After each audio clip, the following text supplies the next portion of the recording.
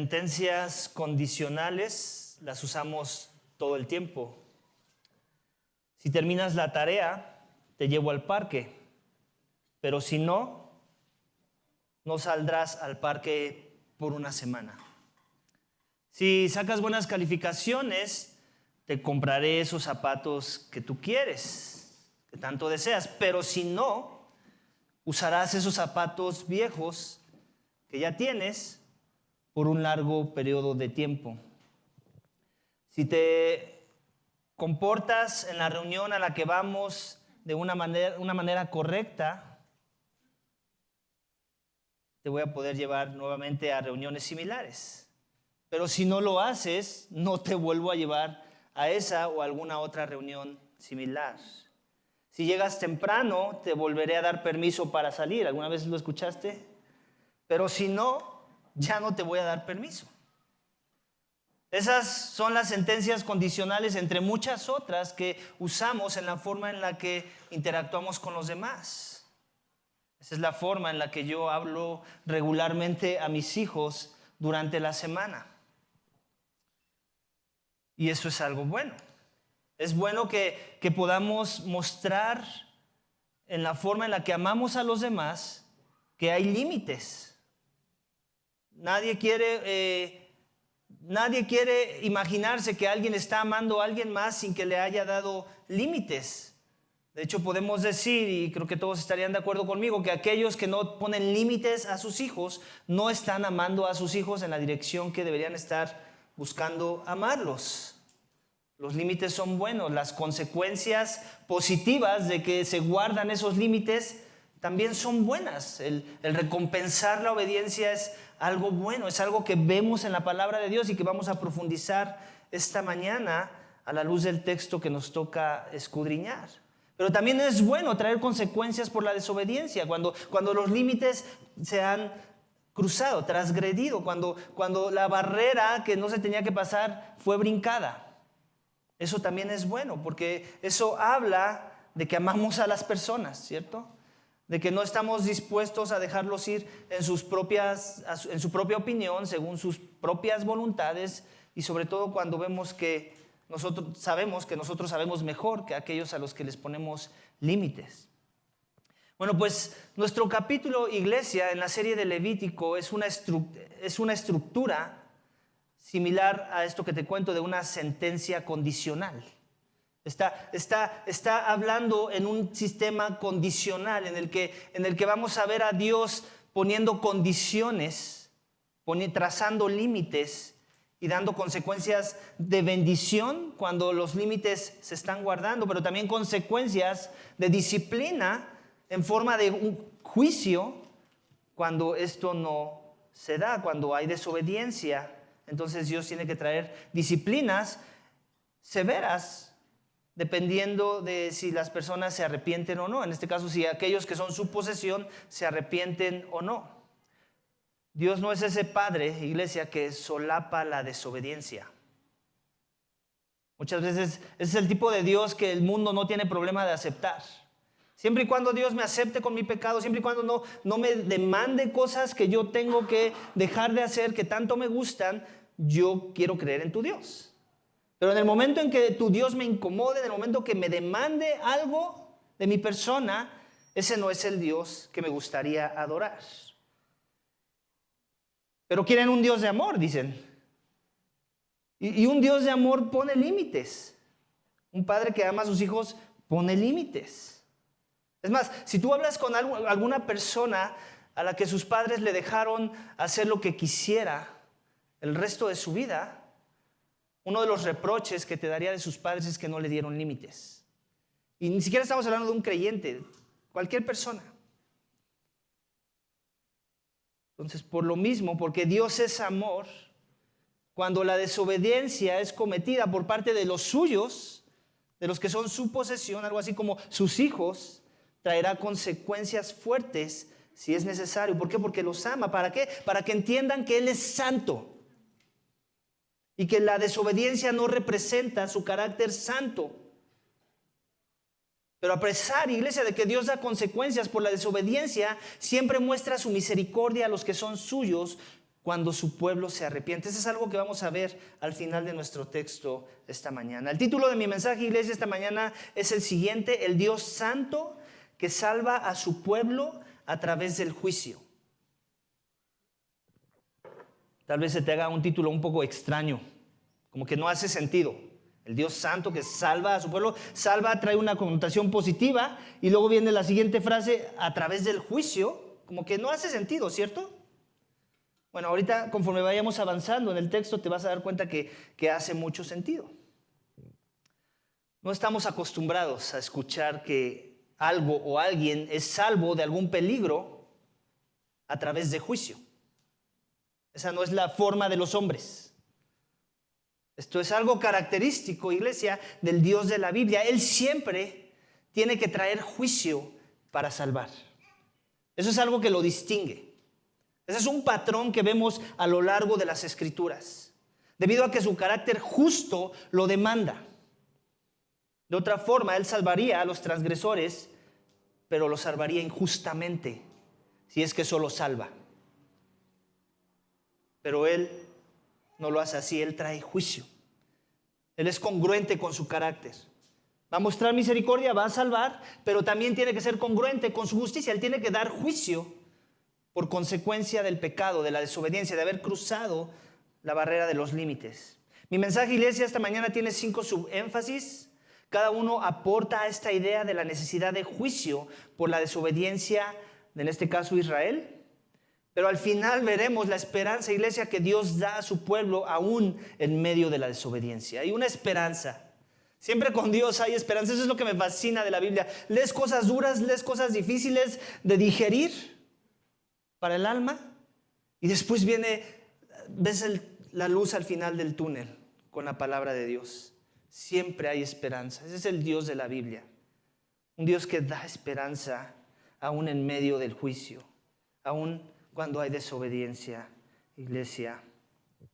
El primero de ellos va a ser versículos 1 al 2, donde el subénfasis de nuestro texto esta mañana es Dios llama a su pueblo a la adoración correcta. Esto es algo que no es nuevo, ¿cierto? Ya lo hemos visto antes en nuestra serie de Levítico. Dios diciéndole a su pueblo: es así como te debes de comportar, es así como debes de ofrecer un sacrificio, es así como debes de tratar a tus semejantes, a tu prójimo.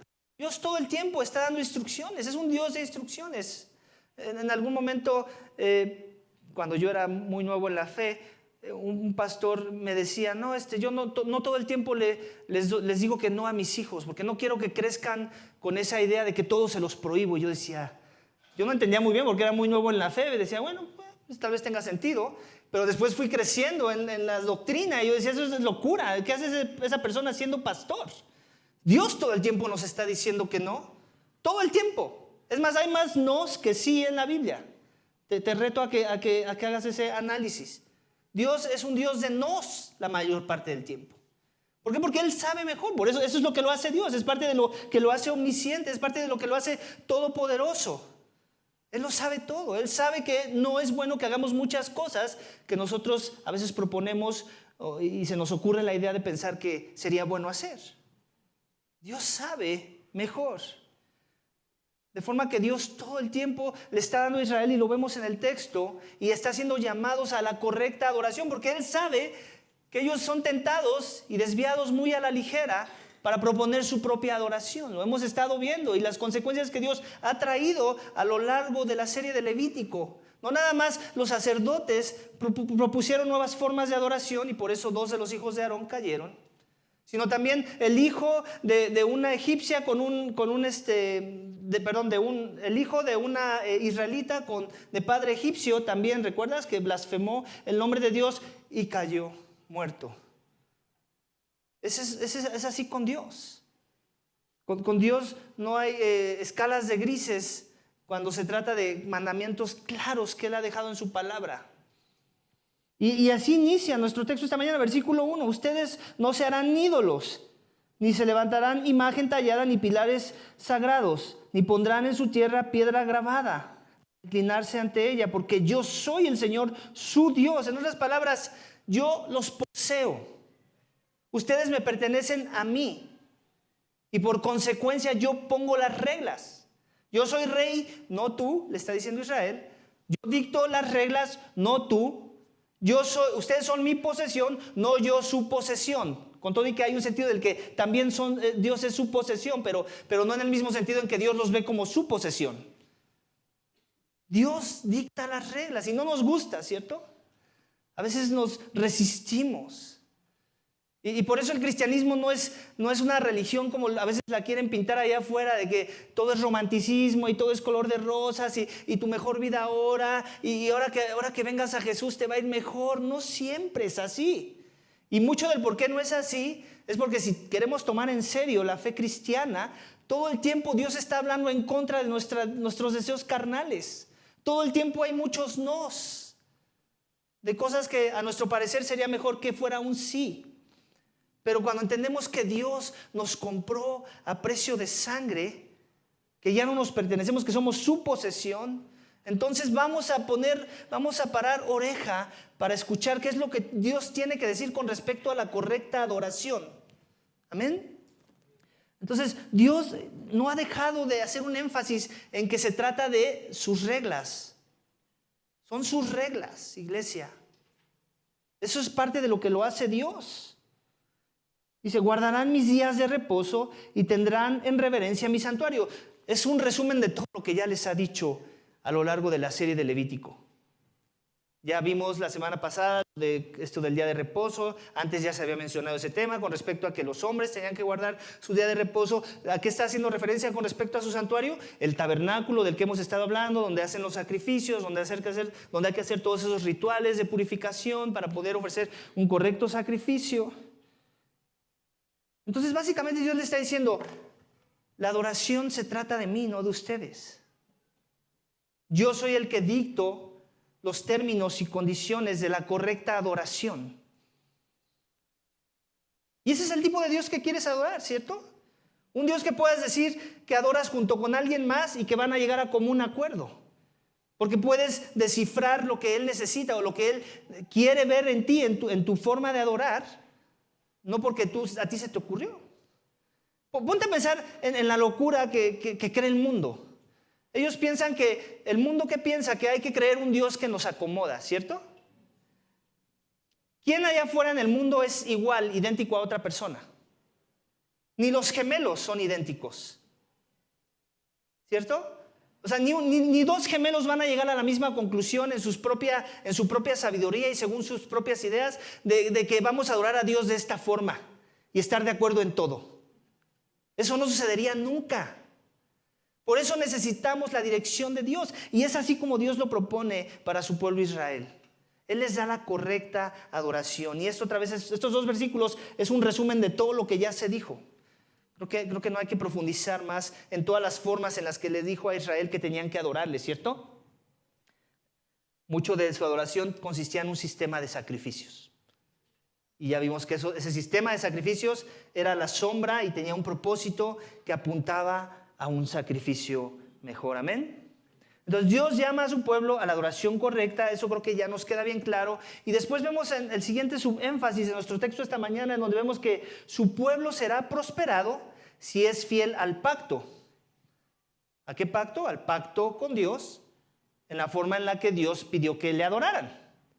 O sea, si ellos son fieles a la primera instrucción de la forma correcta de adorarle, basada en el pacto que ellos han hecho con Dios en el monte Sinaí. Al final del texto nos dice eso, ¿cierto? Estos son los estatutos, ordenanzas y leyes que el Señor estableció entre los israelitas por medio de Moisés. ¿En dónde? En el monte Sinaí. Todo lo que hemos estado viendo, iglesia, en nuestra serie de Levítico, tiene que ver con instrucciones de Dios desde ese monte. El monte Sinaí. Para con su pueblo. Y Dios quiere que su pueblo sea prosperado si es fiel al pacto. Versículos 3 al 3 es el segundo subénfasis de nuestro texto esta mañana. Dios quiere que su pueblo sea prosperado. Vamos a leer esto. Versículo 3. Si andan en mis estatutos y guardan mis mandamientos para ponerlos en obra, yo les daré lluvias en su tiempo. De manera que la tierra dará sus productos. Y los árboles del campo darán su fruto. Ciertamente su trilla les durará hasta la vendimia. y la vendimia hasta el tiempo de la siembra. Comerán pues su pan hasta que se sacien, habitarán seguros en su tierra. Daré también paz a la tierra para que duerman sin que nadie los atemorice. Asimismo eliminaré las fieras dañinas de su tierra, no pasarán espada por su tierra. No pasará espada por su tierra. Ustedes perseguirán a sus enemigos y caerán a espada delante de ustedes. 5 de ustedes perseguirán a 100, 100 de ustedes perseguirán a 10,000, y sus enemigos caerán a espada delante de ustedes. Me volveré hacia ustedes y los haré fecundos y los multiplicaré y confirmaré mi pacto con ustedes. Comerán las provisiones añejas y sacarán lo añejo para guardarlo nuevo. Además, haré mi morada en medio de ustedes y mi alma no los aborrecerá.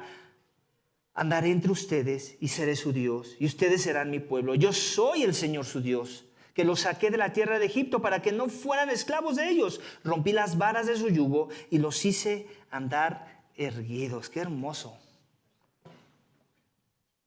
Hay un sentido, déjame te digo, en que odio el evangelio de la prosperidad, pero no porque Dios no hable de prosperidad. Si tú lees este texto, si has puesto atención a la lectura de hoy, este es un texto que habla de la prosperidad que Dios tiene para su pueblo. El problema con el evangelio de la prosperidad es que la prosperidad que ellos predican está motivada no en la obediencia a Dios. O sí una obediencia, pero fundamentada en el amor a los regalos de Dios, no en el amor a Dios. Ese es el problema con ese evangelio. Las personas aman las cosas que Dios les da, pero no necesariamente es porque quieren a Dios cerca de ellos. No necesariamente porque quieren su santidad. No necesariamente porque quieren a Dios mismo, a pesar de que no tuvieran esas otras cosas que Dios da a su pueblo. Ese es el problema con el evangelio de la prosperidad. Yo creo en el evangelio de la prosperidad en esta dirección que vemos en el texto, en donde si vamos a ser obedientes al pacto con Dios, a las cosas que Dios nos pide guardar, que le representan a Él, que representan su reino, y Él quiere bendecir como consecuencia de esa verdad. Él te quiere dar paz. Aquí vemos la idea de que van a tener paz, ¿cierto? De que siempre van a tener que comer, que nunca les va a hacer falta nada, de que sus enemigos no van a atemorizarlos. O sea, es esta idea de la prosperidad, de estar bien contigo mismo porque estás bien con tu Dios. Ese es más el énfasis en el que nos queremos enfocar en el texto. Obviamente, en el contexto de Israel, recuerda que hoy ellos están en el desierto. Imagínate, trata de ponerte en sus zapatos. Estás en el desierto, ya de por sí ya hubo algunas quejas. Cuesta trabajo seguir a este Dios de la Biblia, ¿cierto? Porque ¿a qué Dios se le ocurre llevar a su pueblo al desierto y en el proceso ofrecerles prosperidad, abundancia, paz? Cuesta trabajo, ¿cierto?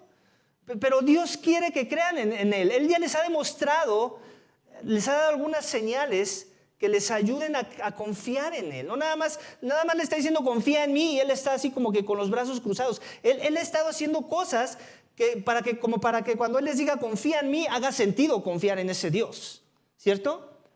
Esa es la idea. Pero Dios en realidad quiere que su pueblo le represente a Él por un lado, pero también quiere que su pueblo esté contento de tenerlo como Dios.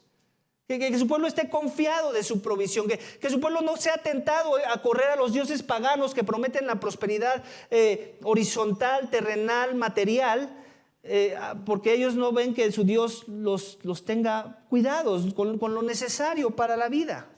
Entonces, no nos extrañe que Dios ofrece a su pueblo una recompensa, por decirlo así, bendiciones terrenales por causa de su obediencia. Pero también ya vimos que era todo lo que tenían que obedecer. No era cosa fácil. Ofrecer correctos sacrificios, tratar correctamente a las personas, mostrar generosidad. Todas esas leyes que ya hemos visto que Dios les ha puesto, es parte de lo que ellos tenían que hacer para que Él les prosperara en la tierra de Canaán. Entonces, Dios sí prospera a su pueblo, Pero obviamente la esperanza es que la razón por la que queremos esa prosperidad no es porque amamos las cosas que Él nos da en prosperidad, sino que le amamos a Él. Él es el que roba nuestro corazón. Él es el con el que queremos estar. Estamos dispuestos a no tener esas otras cosas siempre y cuando lo tengamos siempre a Él. Y eso es parte de lo que debemos estar buscando nosotros cuando hablamos de prosperidad. La prosperidad que nos lleva a tener primeramente a Dios en primer lugar, como nuestra prioridad, sin importar que nos haga falta algo. Y otra cosa que te quiero anunciar aquí es esto. Recuerda que cuando sentimos que algo nos hace falta, pero estamos bien con Dios, o sea, en realidad tenemos una relación correcta con Dios, en realidad estamos creyendo un tipo de engaño de pensar que algo nos hace falta, porque Dios nunca no te va a dar nada que necesites para ese momento, siempre y cuando estés caminando en una relación correcta con Él. Dios no es ese padre miserable que refrena las bendiciones a sus hijos. No, Él quiere que tengas lo que necesitas en el momento correcto. Ese es el Dios que adoramos. En algún libro de los que hemos leído, escuché la historia, no fue un libro, creo que fue un artículo, de un judío que es guía de turista ahí en Jerusalén. Él no es cristiano, sirvió para el ejército israelita y tenía un grupo de cristianos a los que los estaba llevando a ver cosas de los lugares bíblicos. Y ese día, esas 2 semanas que iba a estar con ellos, el grupo de cristianos, fue un clima muy malo y todo, pues imagínate, pagas tanto dinero para ir a ese lugar y todo no pinta muy bien con el clima, pero esta persona siempre traía una actitud bien buena, ¿no? O sea, animaba a los turistas y una frase que él usaba era, pues esto es lo que tenemos y con lo que tenemos venceremos, ¿no? Y obviamente él traía sus raíces judías, mucha de la filosofía que traía detrás era judía, pero también era de la milicia judía, ¿no? Y mucha de la milicia judía son principios bíblicos que ellos usan para animarse los unos a los otros. Y básicamente lo que les compartió a ellos, o sea, siempre los tenía animados y les comparte esto. Hoy le preguntaron qué onda con esa frase, ¿no? Y él les dijo, no, pues es que así es en la milicia, o sea, es parte de nuestra filosofía de guerra, vamos, ¿no? Pues esto es lo que tenemos y con lo que tenemos venceremos, y llámese arsenal, llámese armas, llámese provisiones, lo que sea. Entonces, los cristianos le decían, ok, bueno, eso también está en la Biblia. En realidad, ese es el Dios de la Biblia, el que todo el tiempo te manda a una misión y siempre te da lo que necesitas para el momento y ser vencedor en tu causa, en tu misión. Él nunca te va a dar más de lo que necesitas porque lo más seguro es que no lo vas a aprovechar, y tampoco te va a dar menos de lo que necesitas porque qué crueldad sería la de ese Dios. Y esa es la idea. Israel aquí tiene todo lo que necesitan para ser prósperos en el contexto en el que se encuentran. Amén. Y ese sigue siendo el principio para nosotros de este lado de la cruz. Dios nos da todo lo que necesitamos, no necesitamos más. A veces cuando yo me he encontrado en mi ensimismamiento pensando que necesitamos algo más como iglesia, y me ayuda mucho esa frase de esa historia, así de no necesitamos más. No necesitamos más servidores del que creo que necesitamos. No necesitamos un lugar más grande del que creo que necesitamos. Dios sabe lo que necesitamos y entonces debemos de tener el contentamiento de esa verdad. Amén. Entonces Dios prospera a su pueblo y te das cuenta todo el desborde de prosperidad que les da. Les está diciendo, todavía ni siquiera te has acabado la despensa cuando ya vas a traer más y vas a tener que sacar la vieja. Les está diciendo, no te preocupes por los animales, yo los voy a ahuyentar. Tú olvídate de las lanzas, de las cercas, yo los voy a ahuyentar. Dile eso a un granjero promedio y te va a decir, estás loco, yo tengo que cercar mi territorio, yo tengo que guardar a las gallinas en el chiquero. ¿Cierto? Corral, gallinero. Pues algunos gallineros parecen chiquero, ¿ok?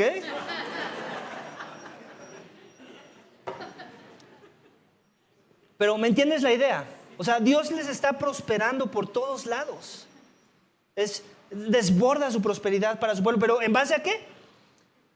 A guardar con fidelidad su pacto.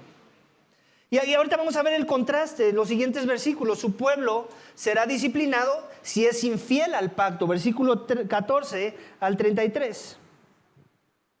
Dice, pero si ustedes no me obedecen y no ponen por obra todos estos mandamientos, si desprecian mis estatutos y si desprecian mis estatutos y si su alma aborrece mis ordenanzas para no poner por obra todos mis mandamientos, quebrantando así mi pacto,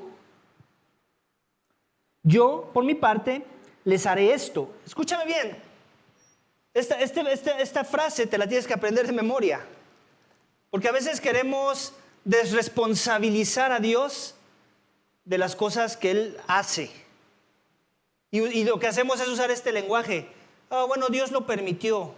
Y todas las cosas son para bien para aquellos que aman a Dios, ¿cierto? Usamos ese cliché, ¿no? Dios lo permitió.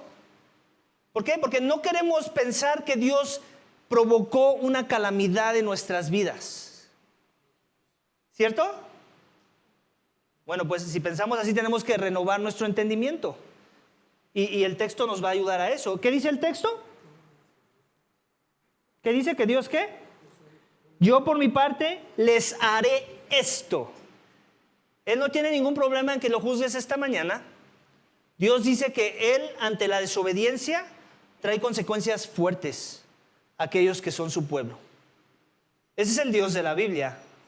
Te lo presento por primera vez si no lo habías considerado en esa forma, que así es el Dios de la Biblia. Él toma responsabilidad de cosas que parecen malas. Aun si alguna vez te habías preguntado, ¿y qué hacía la serpiente en el jardín del Edén? Dios le permitió el acceso. No creas que se le escabulló, no creas que entró en la puerta de emergencia y Dios ni cuenta, y cuando menos se dio cuenta ya alguien había comido el fruto prohibido. No, Dios le permitió el acceso. Y Él no pecó. Y Él no puso pecado en el corazón de los hombres. Todo al mismo tiempo es verdad. Ese es el Dios de la Biblia y eso es lo que vemos en nuestro texto. Yo por mi parte les haré esto. Pondré sobre ustedes terror repentino, tisis y fiebre que consuma los ojos y hagan desfallecer el alma. ¿Alguna vez te has sentido desfallecido del alma? Pues ¿por qué no considerar que en algunas de esas ocasiones ha sido Dios el que lo provocó? En vano sembrarán su semilla, pues sus enemigos la comerán. Fijaré mi rostro contra ustedes para que sean derrotados delante de sus enemigos. Los que los aborrecen los dominarán y ustedes huirán sin que nadie los persiga. ¿Alguna vez has tenido esos casos, has escuchado esos casos de esquizofrenia, de gente que se siente perseguida y cuando toda la cosa está tranquila, no está pasando en realidad nada? ¿Por qué no considerar que es Dios poniendo eso en el corazón de la persona? Ese sentir de persecución, de no tener paz, de no tener tranquilidad. ¿No? Es más fácil que los declaremos como locos. Tal vez no están locos. Tal vez Dios está trayendo un tipo de consecuencia por su pecado en sus vidas. Amén. Dice, continúa diciendo, y si, versículo 18, y si aún con todas estas cosas no me obedecen, escúchame, aquí va a empezar a escalar la cosa, Pero quiero que te des cuenta que está escalando la cosa. O sea, vamos, para que no pienses que Dios simplemente no tiene misericordia, hasta en sus juicios está mostrando misericordia. Está diciendo, voy a hacer esto. ¿Con qué esperanza, obviamente, lo está haciendo? De traer obediencia a su nombre. Pero obviamente existe la posibilidad condicional de que no va a obedecer la persona o su pueblo, en este caso Israel. Entonces, como consecuencia va a aumentar el nivel de consecuencia. Y eso es lo que vamos a ver en el texto. Dice, y si aún con todas estas cosas, o sea, como diciendo, y si esto no es suficiente como para que respondan en obediencia, entonces les castigaré 7 veces más por sus pecados. También quebrantaré el orgullo de su poderío. Y haré sus cielos como hierro y su tierra como bronce, y sus fuerzas se consumirán en vano, porque su tierra no dará su producto y los árboles de la tierra no darán su fruto. Básicamente está diciendo todo lo contrario de lo que ya dijo en la primera sección, si es que su pueblo era fiel. Todo lo contrario va a pasar. Y dice versículo 21, si proceden con hostilidad contra mí y no quieren obedecerme, como diciendo, este es el segundo nivel de consecuencias, de corrección, de disciplina. Que si no sirve, entonces continúa la disciplina. Aumentaré la plaga sobre ustedes 7 veces conforme a sus pecados. Soltaré entre ustedes las fieras del campo que los privarán de sus hijos. Destruirán su ganado y los reduciré en número de manera que sus caminos queden desiertos. Aquí ya viene esta idea del desierto que van a experimentar. Dice versículo 23, y si con estas cosas no se enmiendan ante mí otra vez. Va a escalar la cosa, dice, sino que proceden con hostilidad contra mí. O sea, qué tristeza que lejos de que esas cosas les ayuden a responder en una correcta adoración con Dios, responder al pacto con su Dios en obediencia a su palabra, ¿qué está provocando la disciplina en los corazones de Israel? Hostilidad, ¿cierto? Dios está considerando que lejos de que se acerquen a Él por causa de la disciplina, eso provoque hostilidad en los corazones de las personas. ¿Alguna vez te ha pasado? ¿O tal vez conoces a alguien que le está pasando? Que dice, no, yo ya conozco de cosas del Dios de la Biblia, pero no, lo conozco suficiente como para no querer más de Él. Eso es la hostilidad de la que estamos hablando. Y tal vez es verdad, lo conoce suficiente como para no querer más de Él. ¿Por qué? Porque lo que conoce de Él le es suficiente para darse cuenta que ese Dios no es digno de ser buscado, porque Él lo que quiere son las cosas contrarias a las cosas que Dios quiere para su vida. Él ama las cosas que Dios odia, Él odia las cosas que Dios ama, y por eso la hostilidad. Y si proceden con hostilidad contra mí y no quieren obedecerme, aumentaré la plaga sobre ustedes 7 veces conforme a sus pecados, soltaré entre ustedes las fieras del campo que los privarán de sus hijos y destruirá su ganado y los reducirá en número de manera que sus caminos queden desiertos. Así que, y si con estas cosas no se enmiendan ante mí, sino que proceden con hostilidad, entonces yo compadeceré con hostilidad contra ustedes. Está diciendo Dios, ¿quieres ser hostil? ¿Quieres que juguemos al juego de la hostilidad? Vamos a ver de a cómo nos toca. Básicamente está diciendo Dios, yo seré hostil con ustedes y yo mismo los heriré 7 veces por su pecado y traeré sobre ustedes una espada que ejecutará venganza a causa del pacto. ¿Te das cuenta? ¿Por causa de qué es la venganza? ¿Nada más porque a Dios le plació? No, es por causa del pacto. Dios hizo un pacto con su pueblo, ellos no se pertenecen, Dios los sacó de la esclavitud, le pertenecen a Él. La expectativa es que ellos se sometan a su voluntad, como ese Dios bueno que los rescató, y si ellos no lo hacen, entonces las consecuencias es la venganza de Dios. Y cuando se reúnan en sus ciudades, enviaré pestilencia entre ustedes para que sean entregados en las manos del enemigo. Cuando yo les quite el sustento del pan, 10 mujeres cocerán su pan en un horno y les darán su pan en cantidades medidas, de modo que comerán y no se saciarán. ¿Te das cuenta? Todo lo contrario a lo del texto pasado. El texto pasado, la sección pasada era abundancia, aquí es lo que estamos viendo es escasez. ¿Te puedes imaginar 10 mujeres compartiendo un horno? ¿Nada más? Así te lo puedes imaginar. No va a ser cosa fácil, ¿cierto? No va a ser todo amor y dulzura ahí la cosa, ¿cierto? ¿Por qué? Por causa de nuestro pecado. ¿Por qué? Porque cada mujer quiere su horno, ¿cierto? ¿No cada mujer quiere su horno? Para usarlo a tu conveniencia de las horas que tú quieras y ponerlo en los grados que tú crees que necesitas. Bueno, esa es la idea. Van a estar tan incomodados, va a ser la cosa tan escasa que un horno va a tener que ser repartida entre 10 y ni siquiera va a alcanzar la comida. Esa es la idea que Dios quiere plantar en sus corazones. En otras palabras, no te las vas a ver fácil, te las vas a ver negras. Va a haber consecuencias severas. Continúa diciendo, si a pesar, otra vez el cúmulo de las consecuencias, si a pesar de todo esto no me obedecen, sino que proceden con hostilidad contra mí, otra vez este tema de la hostilidad, Dios los está viendo como alguien que lo ven con hostilidad, Él los está viendo de regreso en hostilidad, entonces yo procederé con ira y hostilidad contra ustedes. Ahí está una palabra con la que ya nos hemos estado familiarizando en la serie de Levítico, la palabra ira. Dios es un Dios de ira, su ira no es como la nuestra, es una ira santa, una ira perfecta, una ira adecuada de un Dios santo airado por el pecado. Y les dice, procederé con ira y hostilidad contra ustedes, yo mismo, otra vez, yo mismo, no mis angelitos, no otros hombres, yo mismo, dice Dios, los castigaré 7 veces por sus pecados. Comerán la carne de sus hijos y la carne de sus hijas comerán. Ese juicio suena fuerte, ¿cierto? Canibalismo entre su pueblo. Destruiré sus lugares altos, derribaré sus altares de incienso y amontonaré sus cadáveres sobre los cadáveres de sus ídolos, pues mi alma los aborrecerá. También dejaré en ruinas sus ciudades, desolaré sus santuarios y no oleré sus suaves aromas. ¿De qué aromas está hablando? ¿Recuerdas? ¿Qué hemos estado viendo?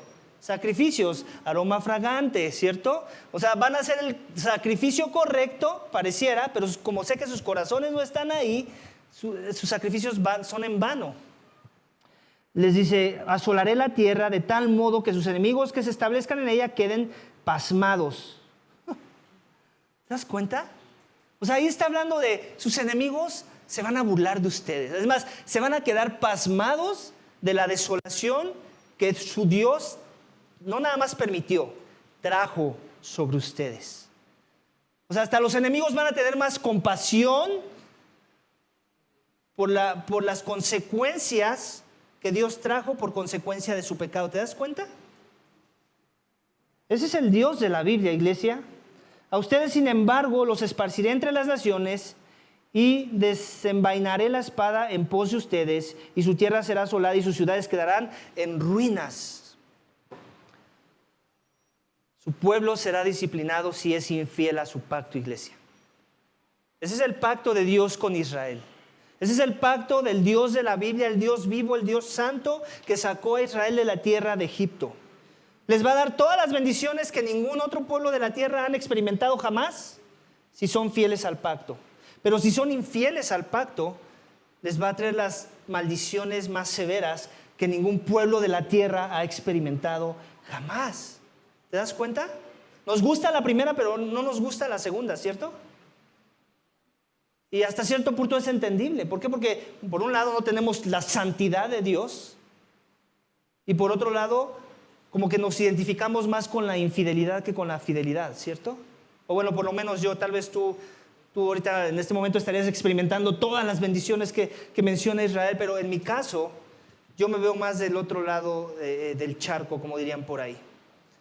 Yo me veo más recibiendo la disciplina de Dios por causa de mi pecado esta mañana. Porque Dios es un Dios santo, iglesia. Es 3 veces santo. Él no va a dar por inocente al culpable, dice su palabra. De Él nadie se burla. Ese es el Dios de la Biblia esta mañana, por si no lo conocías. Ese es el Dios santo, 3 veces santo, que ama tanto a su pueblo que está dispuesto a Él mismo traer disciplina. Él mismo abre la herida, vamos. Pero ¿con qué esperanza?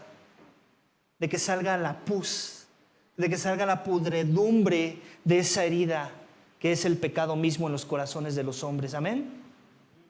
Y esa es la esperanza de lo que vamos a hablar más adelante. Pero antes quiero que veas cómo es que su voluntad siempre se cumple. O sea, en otras palabras, no importa si va a haber desobediencia o va a haber obediencia por parte de su pueblo, Dios sigue siendo Dios y su voluntad siempre se cumple. Y lo vamos a ver en versículos 34 al 39, léelo conmigo. Que dice esto: entonces la tierra, o sea, después de que Dios va a traer todos esos juicios que ya les dijo que les iba a traer si no se arrepentían, entonces la tierra gozará de sus días de reposo durante todos los días de su desolación, mientras que ustedes habiten en la tierra de sus enemigos. Entonces descansará la tierra y gozará de sus días de reposo. ¿Te das cuenta? Él les pidió que la tierra guardara sus días de reposo. Ellos no obedecieron, ellos no confiaron en su provisión, como vimos la semana pasada. Entonces Dios dice: no pienses que no va a suceder. El problema aquí es que ya no va a suceder. Va a suceder a mi manera, a pesar de que tú no veas o no hayas seguido las instrucciones correctas de que sucediera y que tú y yo estuviéramos en buenos términos. La tierra va a tener su día de reposo, te lo garantizo. Mientras tú estás en el exilio, y todos los que estamos familiarizados con el Antiguo Testamento, esa es la historia de Israel. Es un pueblo de exilios, es un pueblo que se divide, en donde el norte fue exiliado y después los del sur también fueron exiliados. Todo Israel fue exiliado. Todos vivieron en las tierras de sus enemigos como exiliados. ¿Por qué? Porque todos rompieron el pacto. Y aquí lo que es importante destacar es que el pacto que ellos tenían que guardar era el pacto de una nación entera. O sea, Dios estaba guardando el pacto con una nación, con un grupo de personas, no nada más con uno. Podemos asumir que había algunos fieles al pacto, ¿cierto? Lo vemos aún con Daniel, por ejemplo, el profeta Daniel. Él era fiel al pacto, él estaba dispuesto a morir ante la correcta adoración de su Dios. Y había otros que vemos en la Biblia, pero el pacto de Dios no era nada más individual. Y ese es uno de los problemas que a veces tenemos aún en la fe de nuestros días. Pensamos que tenemos a nuestro Dios muy personalizado y si los demás están en desobediencia a Dios, ¿a mí qué me importa? No, te debería de importar. El pacto que Dios hizo con su pueblo es un pacto en comunidad y lo sigue siendo hasta nuestros días en el nuevo pacto en la sangre de Cristo. Y por eso es que las iglesias caen, aunque a veces hay algunos fieles en esas iglesias. ¿Alguna vez has visto esas iglesias donde caen? O sea, totalmente tienen que ser cerradas. Pero no todos los que están ahí son necesariamente infieles a vivir el evangelio, a vivir el nuevo pacto en la sangre de Cristo, en obediencia a Cristo y su palabra. Pero son cuando es la mayoría los que están contaminados del pecado y no se quieren arrepentir. De todos modos la iglesia cae. Dios se preocupa de todos modos de sus fieles, los reubica en otras iglesias sanas, pero la iglesia tiene que sufrir las consecuencias de su pecado. Y es así con Israel. Así es con Israel. Sigue siendo la misma idea. Es un pacto de comunidad. Para que tengamos mucho cuidado en individualizar a Dios. Esa es una fiebre del cristianismo de nuestros días. No es mi Dios. No, se trata de mi Dios y mi relación con Él. No, se trata de tu Dios y tu relación con su iglesia. Y si no estás en esa sintonía de vivir en santidad con la iglesia, de vivir en comunidad con la iglesia, de vivir los pactos, del pacto de Dios en obediencia a la palabra de Cristo junto con la iglesia local, en realidad estás viviendo infiel. Ese es el punto. Israel aquí todos están siendo llevados a cautiverio, no nada más los que se portaron mal, son todos, hasta un Daniel, hasta un profeta Daniel, ¿cierto? Entonces es importante que empieces a renovar tu entendimiento con esa idea para que entendamos que Dios es un Dios de pacto, sí, pero de pacto con toda una comunidad, no nada más con un individuo. Amén. Continuamos diciendo, entonces les decía, la voluntad de Dios siempre se cumple. Sí podemos ver cómo Dios está haciéndoles ver que la tierra va a tener su reposo. Versículo 35, durante todos los días de su desolación, la tierra guardará el descanso que no guardó en sus días de reposo mientras habitaban en ella. En otras palabras, ustedes eran la plaga de la tierra. La tierra necesitaba su reposo, ustedes no se lo dieron. Continuamos leyendo. Versículo, ya me perdí, ayúdenme. 26, 36. En cuanto a los que queden de ustedes, infundiré cobardía en sus corazones en la tierra de sus enemigos, y el sonido de una hoja que se mueve los ahuyentará. Y aun cuando nadie los persiga, huirán como quien huye de la espada y caerán. Tropezarán los unos con los otros si huyeran de la espada, aunque nadie los persiga. Ustedes no tendrán fuerza para hacer frente a sus enemigos. Perecerán entre las naciones y los devorarán la tierra de sus enemigos. Así los que sobrevivan de ustedes se pudrirán a causa de su iniquidad en la tierra de sus enemigos. También a causa de las iniquidades de sus antepasados se pudrirán junto con ellos. Ahí está. Dios y su voluntad. Dios siempre hace valer su voluntad. Aquí también vemos parte del juicio que sigue sucediendo en sus vidas. Pero ese juicio, ¿qué beneficio trajo a la tierra? ¿Qué beneficio trajo? Que tuviera su descanso. En otras palabras, ese mandato de que la tierra descansara, que tuviera su sábado, se cumple por causa del juicio de Dios sobre su pueblo. Y así sigue siendo hasta nuestros días, iglesia. A veces pensamos que podemos burlar muy fácil a Dios, que podemos burlar muy fácil su voluntad. Y si Dios dijo y nos declaró ya santos, Él va a producir santidad en nuestros corazones, nos guste o no. Y la esperanza es que su pueblo sea enseñable, sea humilde y venga en los términos de Dios a buscar esa santidad. Pero si eres pueblo de Dios esta mañana, si eres un hijo de Dios, escúchame bien, y piensas que Dios no va a lograr sus propósitos en tu vida como para que seas santo como Él es santo, y piensas que puedes ser tú la diferencia, que tú puedes ser la excepción, te equivocas.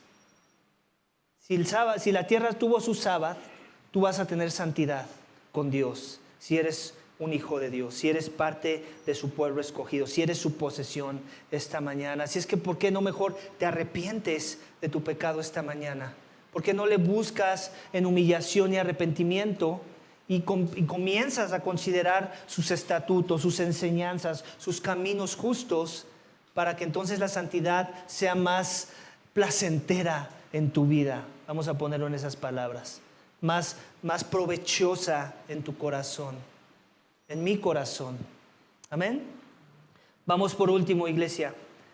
Y sigue hablando con este tema del arrepentimiento, el último énfasis, en donde vamos a ver en versículos 40 al 46 que Dios recuerda su pacto cuando su pueblo se arrepiente. Aquí es donde está la luz al final del túnel, iglesia. Todo suena muy fuerte hasta el versículo 40, ¿cierto? Todo suena así como que, ¿quién quiere levantar la mano para seguir a este Dios? Pero todos deberíamos querer levantar la mano cuando vemos esta sección, ¿amén? Vamos a leer esta última parte. Dice, si confiesan, aquí está la esperanza y también es condicional. Si confiesan su iniquidad y la inequidad de sus antepasados por las infidelidades que cometieron contra mí y también porque procedieron con hostilidad contra mí, yo también procedía con hostilidad contra ellos para llevarlos a la tierra de sus enemigos.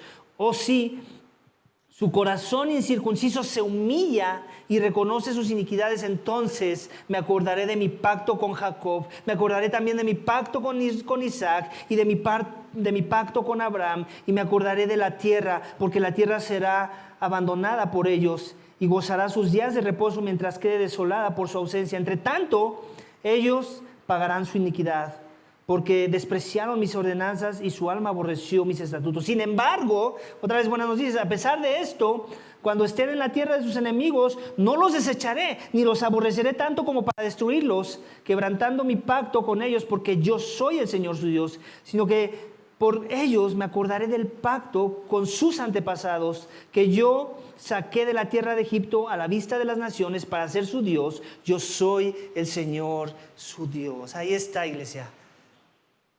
Si te estaba sonando un poco deprimente el sermón de esta mañana, espero esto esté trayendo la luz al final del túnel. Dios se quiere acordar de su pacto. Y aquí lo primero que tenemos que aclarar es esto, no que a Dios se le olvidó, No pienses que Dios es olvidadizo. Más bien nos está hablando en un lenguaje que le podamos entender. Nos está diciendo, hey, Dios se acuerda de sus pactos. Lo único que tiene que suceder es que tú te arrepientas. Y por eso ese es el último énfasis en nuestro texto esta mañana. Dios recuerda su pacto cuando su pueblo se arrepiente. Ese es el énfasis. Sí, así es como inicia el texto. Sí, confiesan su iniquidad y la iniquidad de sus padres. Si se humillan, yo los perdonaré. Yo me acercaré a ellos. Yo removeré mi hostilidad y habitaré entre ellos. Es el lenguaje de habitar con su pueblo. Es el lenguaje de somos uno, nos pertenecemos. No los destruiré, no les traeré suficientes calamidades como para destruirlos. ¿Por qué? Porque me acuerdo del pacto. ¿Y te das cuenta de qué pacto se está acordando con quién? Entonces me acordaré de mi pacto ¿con quién? Con Jacob, con Isaac, con Abraham, los padres de la fe. ¿Te das cuenta? No es porque ellos fueron muy buenos que Dios va a mostrarles misericordia. Es porque mostraron arrepentimiento en medio de su maldad y por el pacto que Dios hizo con unas personas por ahí. ¿Te das cuenta?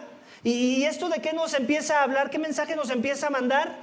De que es suficiente un poco o unos pocos como para que Dios haga valer su pacto. En este caso, para ellos, las figuras que Dios trae a su atención es los padres de la fe, con los que ellos están muy familiarizados.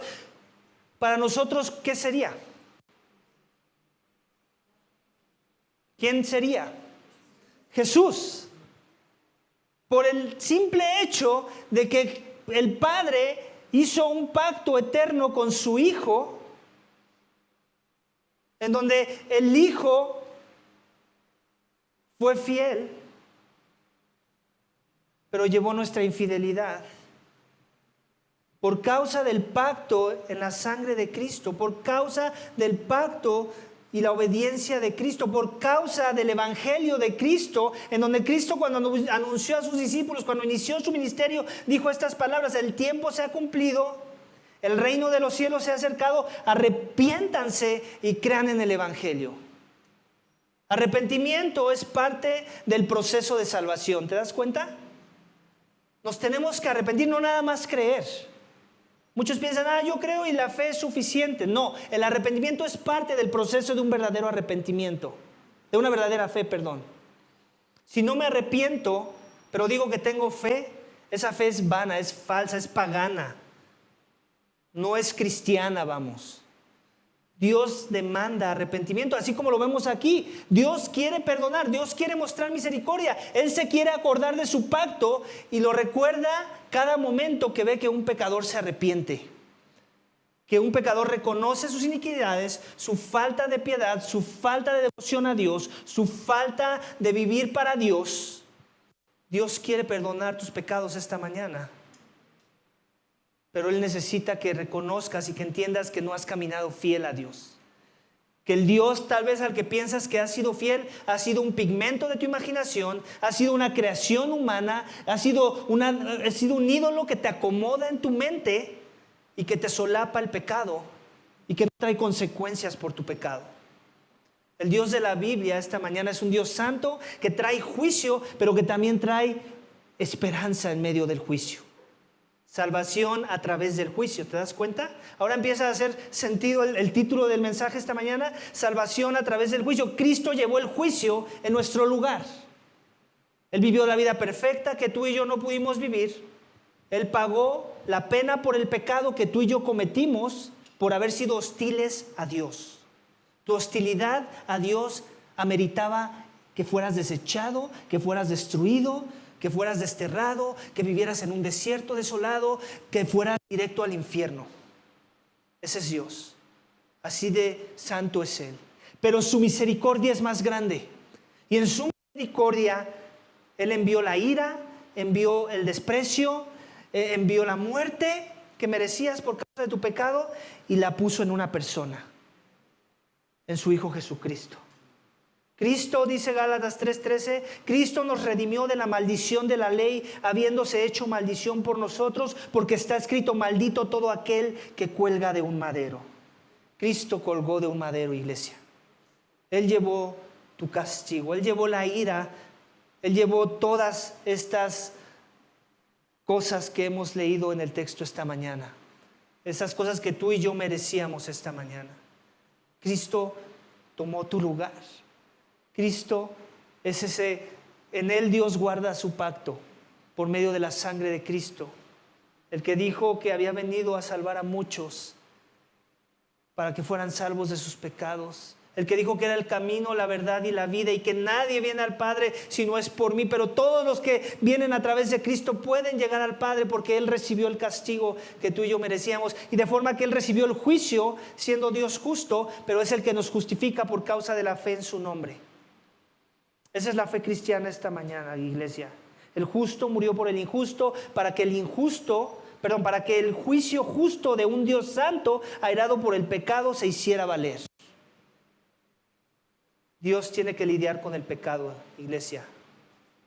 Y Dios ya lo hizo en la persona de Cristo. Si te arrepientes y crees, serás salvo. Pero si no, escúchame bien, sigue siendo condicional. No creas que han cambiado las reglas.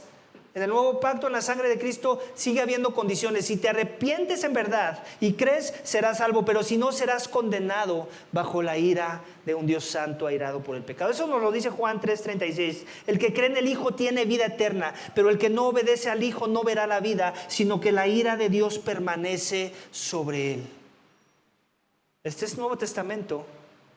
Este es Juan diciendo que hay ira esta mañana, esta tarde, sobre aquellos que no se quieren arrepentir. Y ese puede ser tú. Pero hay tiempo. Las malas noticias no son esas. En realidad son buenas noticias. Hay tiempo. Todavía vives. Y la esperanza es que vengas en arrepentimiento y fe en la obra redentora de Cristo en la cruz. Que Él sea tu sustituto. Que Él sea tu salvación. Que la ira que tú mereces caiga en su persona y que pueda ser salvo a través del juicio de la persona de Cristo, el juicio que Él llevó por tu iniquidad. Esta declaración es una sentencia condicional, como ya lo dije, que nos muestra salvación debido al juicio que cayó en Cristo, que tomó la ira. El Dios Santo que salva a su pueblo a través de la ira. Iglesia, mi esperanza no está en que pude ser fiel al pacto, créeme. Muchos piensan que los cristianos nos creemos que podemos ser fieles, lo suficientemente fieles como para que Dios nos acepte a su presencia. Esa es una torcedura del cristianismo. Ese no es cristianismo bíblico. Cristianismo bíblico es que no fuimos suficientemente capaces, no fuimos suficientemente dignos de estar ante su presencia y por eso necesitábamos el sacrificio del Hijo. El pacto en la sangre de Cristo. En obediencia a ese pacto es que venimos a Dios, confiando en Cristo por nuestra salvación. Jesús fue fiel, nosotros no, iglesia. Amén. Solo necesitamos arrepentirnos y creer en Él esta mañana. Arrepiéntete en verdad, claro. Y arrepentimiento significa que ahora le sigues, que ahora le sirves, que ahora amas las cosas que Dios ama y odias las cosas que Dios odia.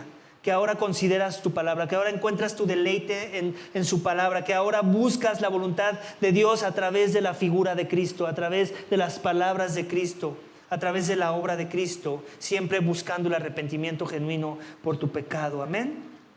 Esa es la marca de un verdadero creyente, quiero que sepas. Muchos se emocionan cuando alguien confiesa fe en Cristo, yo no. Muchos se emocionan cuando alguien ve a alguien que confiesa fe en Cristo y aparte hace buenas obras, yo no. Yo me emociono cuando veo esas dos cosas, más el arrepentimiento por el pecado en la vida de la persona. Cuando yo veo que la persona ve su pecado y busca morir a su pecado y cada que peca se arrepiente de su pecado, eso me apasiona, eso me emociona, eso me recuerda que Cristo está en el corazón de esa persona. Amén. Vamos a orar, iglesia, para que Dios nos dé la gracia de vivir las cosas que aprendimos esta mañana. Señor, te damos gracias por tu palabra. Gracias porque nos has mostrado qué de santo tú eres, qué de tanto amas a tu pueblo, cuántas oportunidades nos das para el arrepentimiento y que a pesar de la dureza de nuestro corazón, si venimos ante ti, Señor, confiados por el pacto que tú hiciste en tu Hijo para el perdón de los pecados, si a través de Él somos justificados y venimos a Él rendidos, confesando nuestra transgresión, Señor, y confiamos en su obra redentora en la cruz, tú eres justo, fiel y justo para perdonar nuestros pecados, Señor. Así dice tu palabra. Yo oro, Señor, para que todo aquel que no te conoce, todo aquel que pensaba que podía moldear a Dios a su imagen, que podía domesticar a Dios en su mente, Señor, que tú le reprendas, que tú le muestres tu santidad a la luz del texto, pero también le muestres tu misericordia. ¿Cómo es que puede ser perdonado? ¿Cómo es que puede ser reconciliado con el Dios santo de la Biblia? Y cómo es que el único mérito que puede ser tomado en cuenta es la sangre de Cristo en su lugar. Cristo padeciendo por su injusticia. Señor, yo ruego que si aquí no hay creyentes, que si aquí hay alguien que aún no ha rendido su vida a Cristo, que se arrepienta en verdad y que vea que hay esperanza, pero que también vea las consecuencias de no arrepentirse, que vea la severidad de su castigo y que vea que los pasajes que vimos hoy se quedan cortos comparados con el infierno mismo, donde es el llorar y el crujir de dientes, donde el fuego nunca se apaga, Señor. Que sea tu juicio parte de lo que tú quieres usar para que las personas teman y tiemblen y vengan humillados ante ti, Señor, como lo has hecho por generaciones. Síguelo haciendo, Padre, esperanzados de que tú mostrarás misericordia ante un correcto arrepentimiento por causa de los pecados, Señor. Te damos gracias por tu palabra, te bendecimos, te adoramos, te alabamos, te glorificamos por mostrarte tan santo como tú eres y por no ocultarnos nada de tu carácter, Señor, ni de la forma en la que piensas salvar, Señor, que es por los méritos del Cordero, de aquel que dio su vida en rescate por muchos. Te damos gracias y te lo pedimos en el nombre de Cristo Jesús. Amén.